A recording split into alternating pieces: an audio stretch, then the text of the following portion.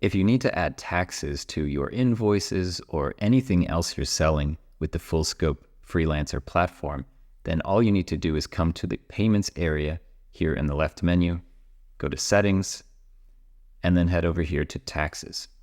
Here you can add new taxes that are obviously relevant to you and your business. So I'm here in Europe and we have the VAT tax, it's 19%.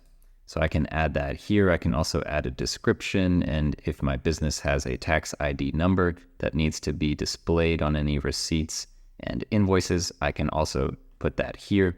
I'll just leave that out for now. Now we have a new tax VAT with the rate of 19%. And if I want to add that, for example, to an invoice, I just go back here, create a new invoice.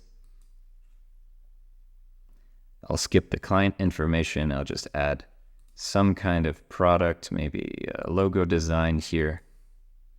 And then here right under the price, you can see we can click add tax, and we will just check the VAT tax, click save. And now at the bottom here, we've added the VAT tax. It automatically calculates what that will be for this particular invoice. And in 30 seconds or less, we've added a new type of tax to our system, and we've integrated it into an invoice. If you have any questions about how to add or calculate taxes in your full scope account, please reach out to us and let us know. Otherwise, we'll see you in the next video.